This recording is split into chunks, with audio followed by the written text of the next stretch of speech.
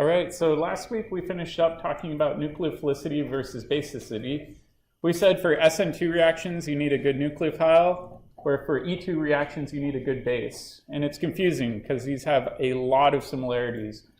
Both a good nucleophile and a good base are something that should be unstable. The main difference is that solvent plays a big role in nucleophilicity, not so much in basicity. And then the other difference is size. Size doesn't really matter for basicity, but it does matter a lot for nucleophilicity. So then we talked about factors that affected nucleophilicity. We said we want to look at these stability trends. We can see that going up and down a column, it depends a lot on solvent. And then we also looked at sterics. So in this case, the small nucleophiles tend to be more nucleophilic than the large bulky ones. With basicity, we said we want to look at those cardio rules. So basically, we want things that are unstable according to the cardio rules, and we want our base to form a stable, non-acidic conjugate acid. We said that sterics and solvation don't really matter a whole lot. All right, so now what I want to do is take a hypothetical situation.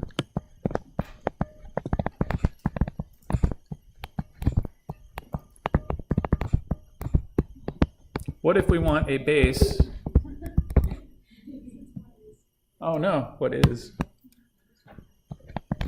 Who's doing this? Me? What if we want a base that is a bad nucleophile?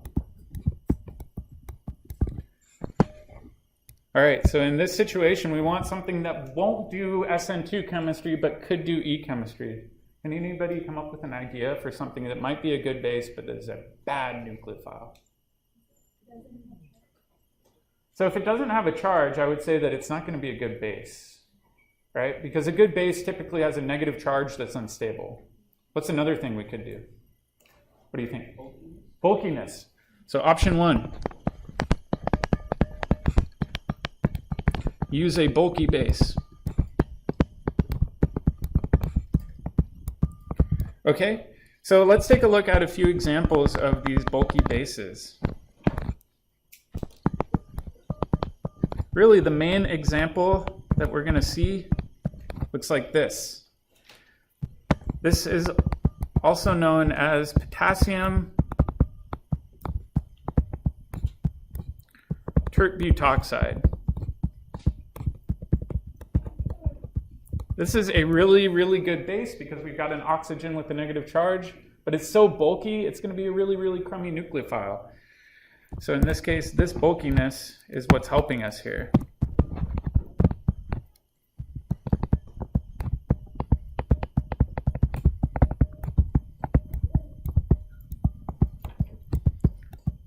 The other thing that throws people off is sometimes you see it drawn out in the full organic framework with all the bonds shown. Other times you see it written KO TBU or TBU OK. Either one of these is okay. This TBU stands for that tert-butyl group that I've circled in green, and then it's got an oxygen that's ionically bound to a potassium cation. So you might see this written a variety of different ways. All right, the next one's a little bit different. And this is one we haven't quite learned about. Use a fancy base. Just in case you're feeling fancy that day. All right, so let's take a look at some examples here. All right, so this base is bicyclic.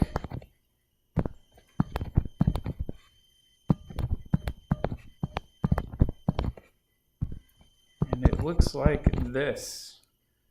This is 1,5-diaza bicyclo 4,3,0 known 5-ene, obviously, right? This flows off the tongue.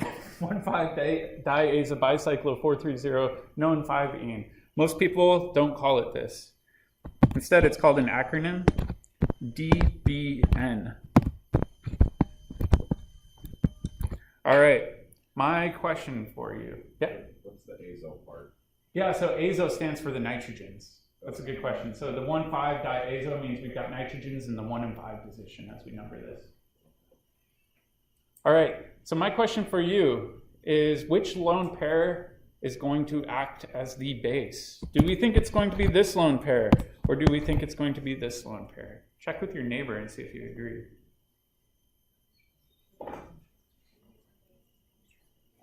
All right, let's take an informal poll. Who thinks the orange lone pairs are going to be the better base? Who thinks the green ones will be better? It looks evenly split.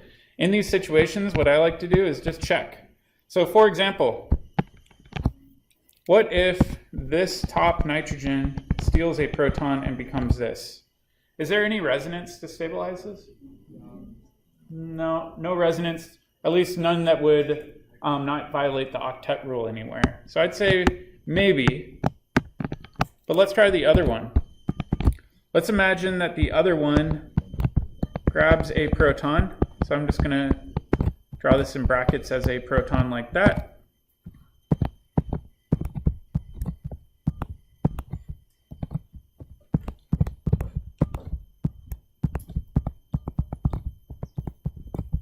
Does this have resonance?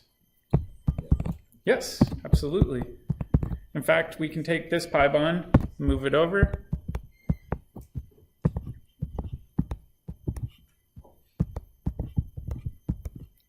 Oops.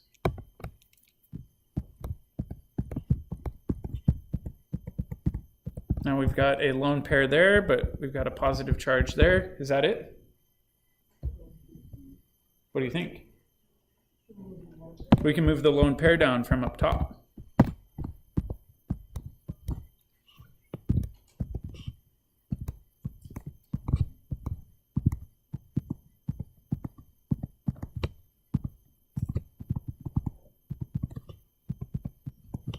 And there we go. So in this case, why is this such a good base? Well, its conjugate acid is incredibly stable due to resonance, right? Oftentimes students get really hung up on this though, and they're like, but this doesn't have a negative charge. How could it be a good base? It's kind of an exception to that rule. It's one of the good bases that doesn't have a full formal negative charge as a base. The reason it's so good though is the stability of the conjugate acid. All right, let's try another one. Another fancy base. I'm gonna zoom in a bit. I hate drawing this one.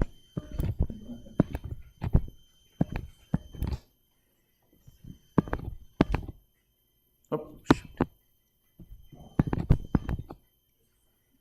Let's see, so we've got 1, 2, 3, 4, 5. There we go.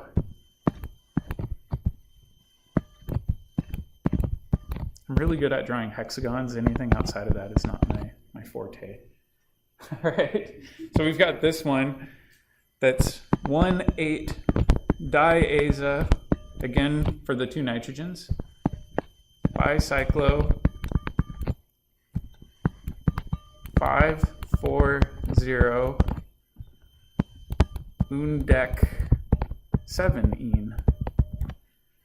Most people just call this DBU because that's a mouthful. So they take DB and then the U from the undec. All right, kind of same idea.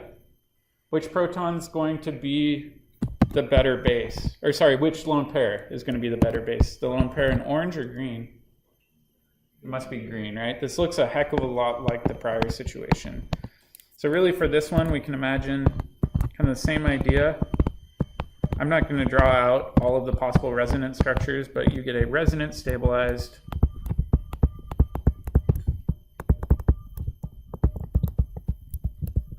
conjugate acid.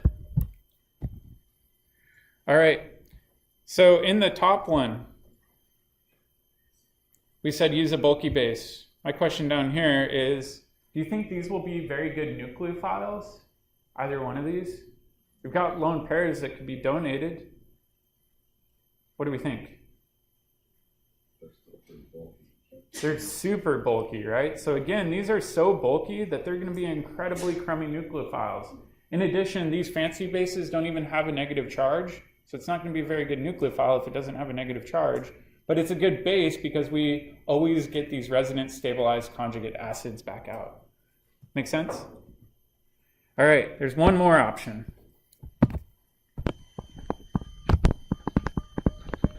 So option number 3, use an insoluble base.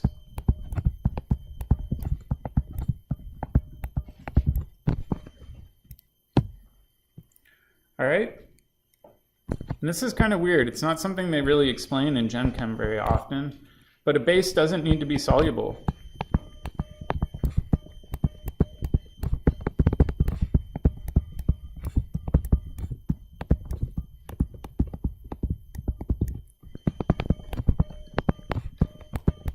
To do acid-base chem. How is it going to do acid-base chemistry if it's not soluble, though? Does anybody have an idea? Yeah, the reaction could happen at the surface of some solid, right? So it's kind of an interesting phenomenon, but you can have surface acid-base chemistry without your base being truly soluble. All right, so let's make a note of that. Can do surface chemistry.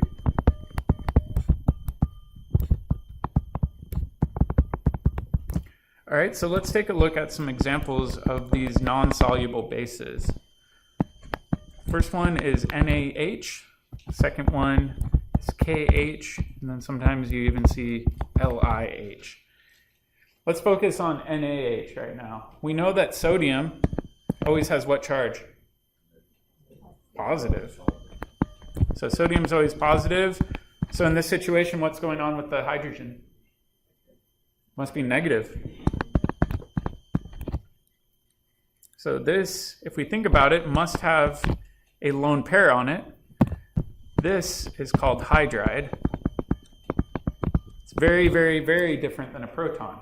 In this case, a hydride is kind of the opposite of a proton. It's a really good base. It's not a good acid.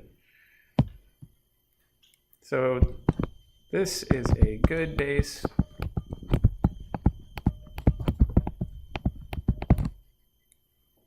But a bad nucleophile. All right, the cool thing with this is let's imagine this in solution.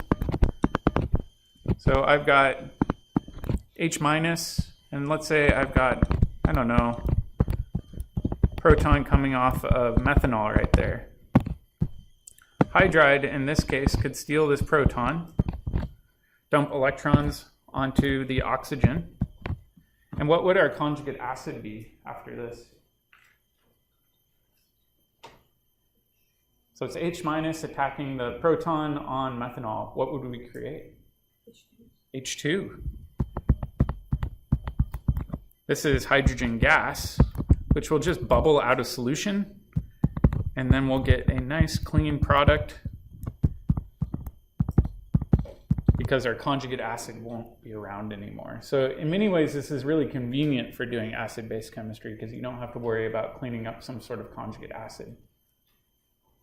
Make sense? Yeah, that's a good question. So the question was, why is hydride a bad nucleophile? In this case, it doesn't dissolve in solution, so it has a really hard time finding a carbon to react with. It's a good question, though. All right. So now let's do the opposite. What if we want a good nucleophile that's a bad base?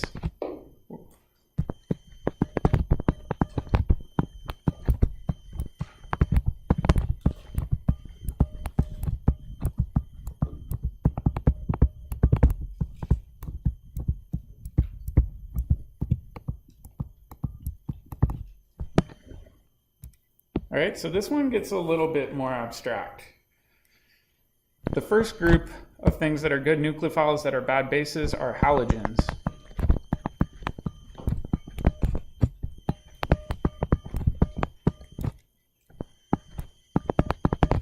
So let's say we have Cl minus, Br minus, I minus. Sometimes you even see F minus, but not super common. Why aren't these very good bases? Anybody have an idea? They're super stable, right? In fact, if we think about Cl minus, that's a conjugate base of a strong acid, hydrochloric acid. So in this case, these are the conjugate bases of strong acids.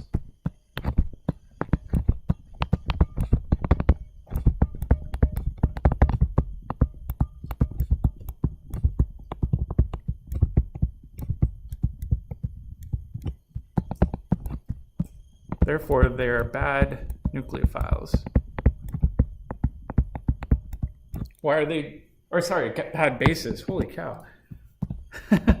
Why are they good nucleophiles, though? They still have lone pairs that can participate in SN2 chemistry, and they have negative charges, right? So they're decent nucleophiles. So halogens are kind of these weird exception.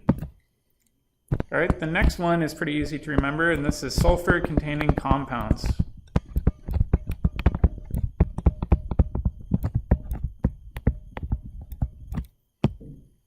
So let's take a look at some of the examples here.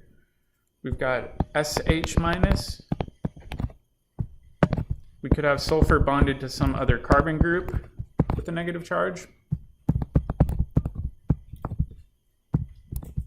Or we can even have sulfur that's neutral. This kind of gets back to our exam question. Why is sulfur such a good nucleophile? It's not very electronegative, not like oxygen. What does that mean about its lone pairs? The lone pairs aren't going to be held as tightly because sulfur is not electronegative. In addition, sulfur is massive compared to oxygen, which means its lone pairs are further out.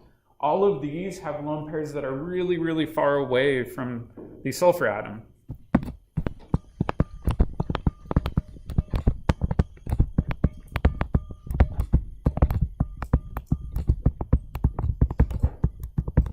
The technical term for this is that the lone pairs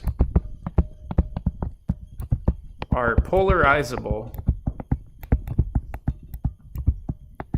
Really what this means is if you apply some sort of electromagnetic field, you can move those lone pairs around without much effort. They're sticking out far away from the nucleus. They're going to be a lot more available for attack. All right, so now let's try to make kind of a chart.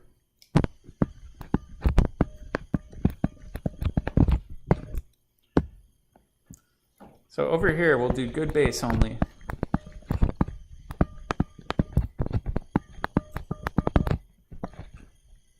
Then over here, we'll do good nucleophile only. Then over here, we'll do good base and good nucleophile. And then on the end, we'll just write weak base and weak nucleophile. So we've got four main categories of how we can organize things. So good base, that was what we just covered. What was option one? A bulky base.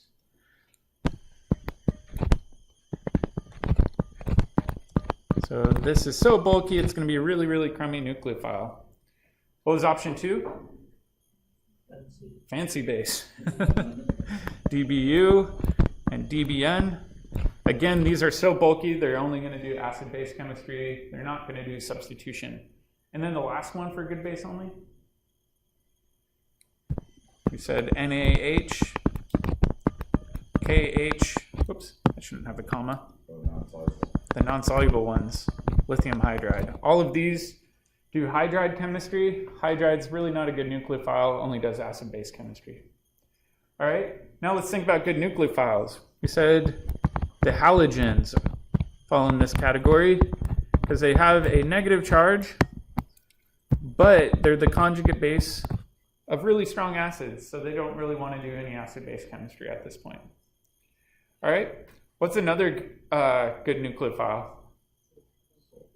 Sulfur-containing compounds, so things like SH minus, SR minus, or in many cases, just neutral sulfur-containing compounds. Yep.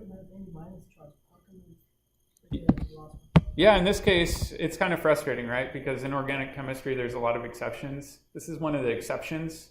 Sulfur is a good nucleophile even when it doesn't have a negative charge. Just because its lone pairs are so far away, they're going to find anything that they can to react with. Yep. All right. So now the tricky one. What's something that's a good base and a good nucleophile? Does anybody have an idea? OH minus, absolutely. We said the problem with this is hydroxide is a classic base in general chemistry, but it's also a really good nucleophile because it's got a negative charge, it's unstable, it can do substitution chemistry. All right, along those same lines, we could have things like methoxide, where we have a methyl group there, or ethoxide. However, if we get anything bigger than an ethyl group on there, what do you think happens? It's too bulky and it won't be a good nucleophile anymore. Instead, if we had things bigger than an ethyl group, we'd probably put it in this category, right? So those work pretty well. Let's think about things that are weak bases and weak nucleophiles. What would that be? Something that's really stable. If something's really stable, does it have a negative charge? No. So the most common ones we would see would be water and maybe some sort of alcohol. These are so stable that really they don't want to do substitution chemistry, with the exception of what sort of substitution chemistry? Will it do SN2? No, it won't do SN2. They're too weak. What about SN1? Yeah, it could do SN1 because SN1, we saw that we could get away with having a weak nucleophile. So in this case, this works fine for SN1 chemistry. Will it work well for E2 chemistry where we need a strong base? No, but you can imagine maybe these will work well for E1 chemistry. So we'll talk about that as we get going through here. So I really like classifying these. This is clearly not an exhaustive list, right? But what we want to do is understand the trends for why we're putting these things into these various groupings. Make sense? All right. So now we get to jump into the fun stuff. I know you're thinking this was so much fun already. How could it get any more fun? People are sighing. All right. E2 reactions are concerted.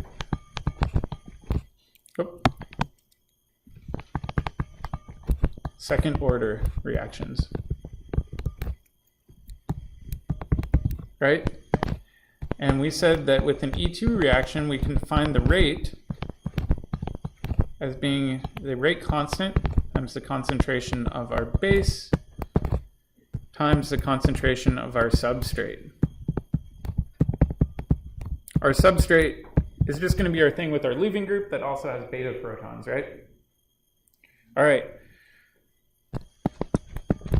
Key thing to consider.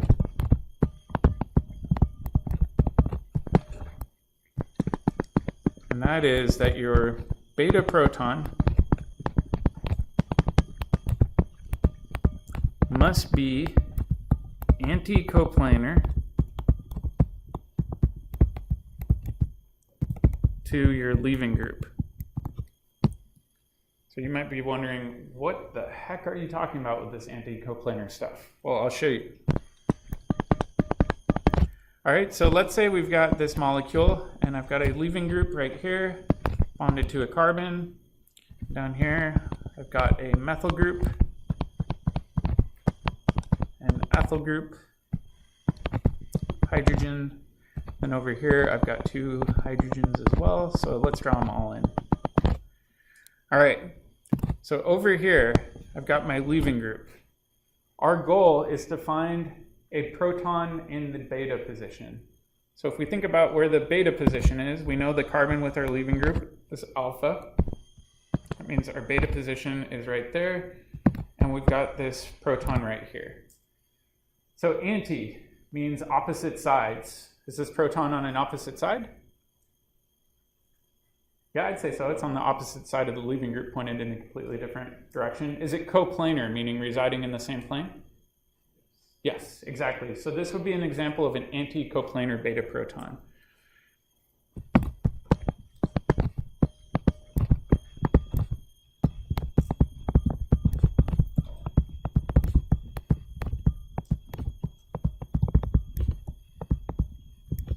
All right, so let's imagine we've got our base. And we know it's going to be a strong base, so I'm going to draw it with a negative charge. It's going to grab this anticoplanar beta proton, and then like a series of dominoes falling down, those dominoes need to all be in alignment with one another for this reaction to proceed. So now the carbon on the left has the two remaining hydrogens. We would have an ethyl group and a methyl group on the right carbon. And we would also have our leaving group with a negative charge. Does that make sense? All right, so this is really important to consider, but let's do a harder example.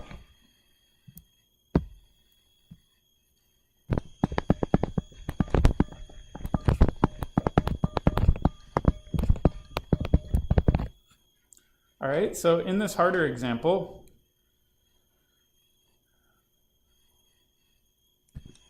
let's do bromine.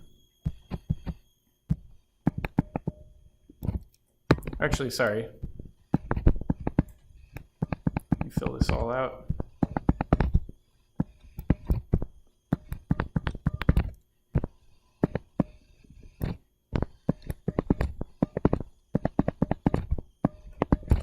We've got this starting material over here. I'm going to move this bromine so it's closer. Does anybody see a problem with this? So we've got our leaving group right here. Actually, sorry, I'm going to change these, and you'll see why later. I'm messing up everybody's notes right now. I'm going to do a hydrogen and deuterium right there, just so we can keep track of everything. I apologize. All right, so off of our alpha position, we've got alpha protons. Are we going to mess with those at all?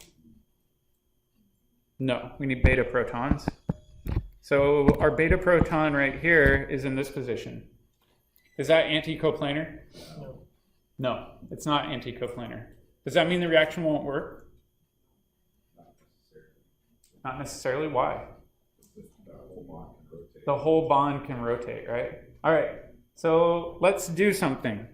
And what we're going to do is we're going to imagine doing a Newman projection. Well, not imagine, we'll actually do it.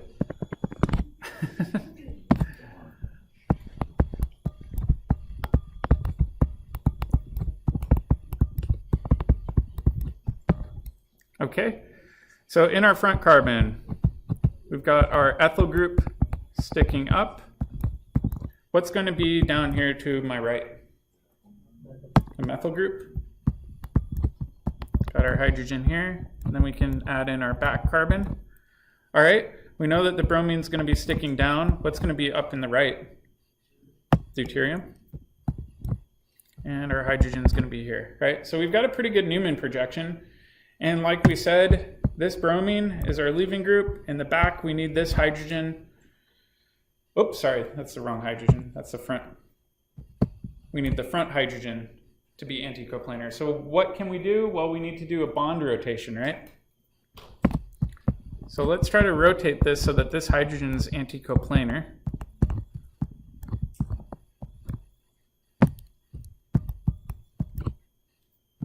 Okay.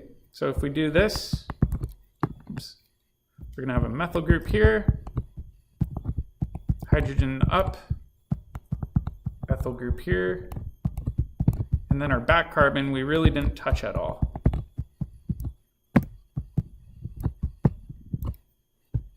Okay, so now we're kind of set.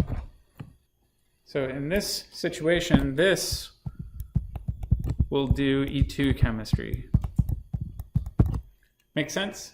So we might need to consider doing bond rotations in order to get that hydrogen to be anticoplanar. All right, so now what I want to do is I want to take this reactive conformation and kind of redraw it down here using bond line notation.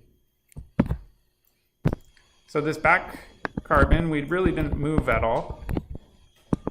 So the one with the bromine, the hydrogen's still a wedge, deuterium's still a dash. What's going to be sticking straight up? The hydrogen. Okay, so I'm going to add that in here. I'm going to even highlight it just so we can focus on these being anticoplanar. What's going to be coming off the dash? It's going to be the ethyl or methyl? It's going to be our ethyl. And then this would be our methyl. Sometimes students will look at this and they'll say, I have a really easy time going from bond line to Newman, but not Newman to bond line, right? Another good way of checking is to go back up here, assign your stereocenter for that top one. Will it be the same or different as this bottom one? It should be the same, right? If we're doing a bond rotation, the stereochemistry shouldn't change at all. We're just moving things around in a circle. So you can always do that as a quick check just to make sure that you're setting things up correctly. All right, so now we've got a base. This base is going to grab our anticoplanar beta proton, do a series of dominoes falls, and clamp down. All right, the carbon on the far left is going to have a deuterium and a hydrogen on it. And then on the right, we're going to have two groups coming off. All right, my question for you is, will the ethyl group be here or will it be here? Check with your neighbor and see if you agree.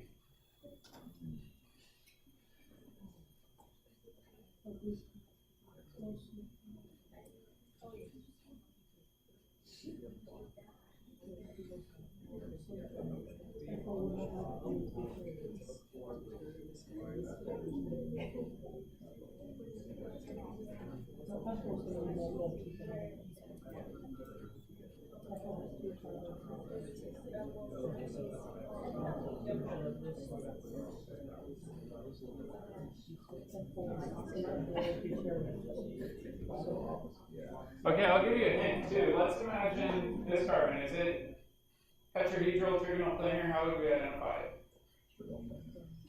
So the original carbons are tetrahedral. What about in the end with alkene?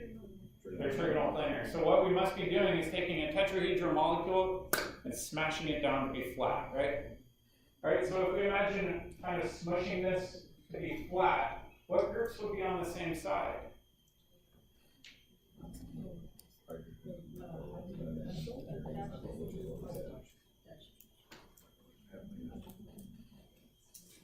All right, so let's imagine this. If we smush this all down, that means the deuterium and the ethyl are going to be on the same side, right? And then the hydrogen and the methyl are going to be on the same side. So we can even use this in the Newman projection to give us a better idea. So in this case, we would say the ethyl group is going to be on the side with the deuterium, and the methyl group is going to be down here. Another trick that students do is sometimes they'll look at this and they'll say, well, the dashes ended up on the same side, the wedges ended up on the same side. You can do that as well. It can get a little trickier though. I really prefer using the Newman projection because the Newman projections we've had a lot of practice with. So what I mean by this is that this will be cis to one another. So the deuterium and the ethyl group are going to be on the same face of the double bond. I'm putting cis kind of in quotes here because it's not a true cis. They're not identical groups. We're just saying they're going to be on the same side. Does that make sense? All right, let's do one last thing.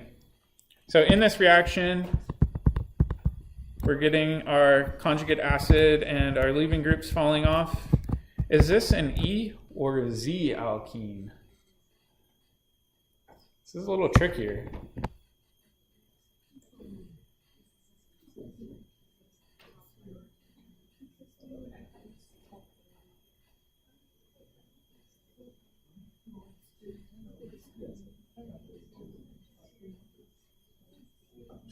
So D, what does D stand for? Deuterium. What is deuterium? It's a type of hydrogen. What makes it different from regular hydrogen? It's an isotope. It's got one extra neutron. All right, so let's try this because this gets a little trickier. I always imagine cutting my double bond in half, and then over here I'd say, all right, off of this red carbon, what's higher priority, a deuterium atom or a hydrogen? Deuterium's heavier, so I'd say, all right, this is 1, this is 2, and then on the other side, what's going to be higher priority, ethyl or methyl? Ethyl, so we get 1, and here we get 2. Would this be E or Z? This is a Z alkene. So in this case, you get the Z isomer only. It's kind of the tricky part with E2 chemistry is we have to actually do these conformational analyses before we can determine whether or not we're getting an E or a Z alkene for some of these elimination reactions. So I think that's where I'm going to stop today. Tomorrow what we'll do is we'll work on some harder examples like this. The pod will not be due tomorrow. We didn't get nearly as far as I thought we would, so instead we'll make the pod due after the break.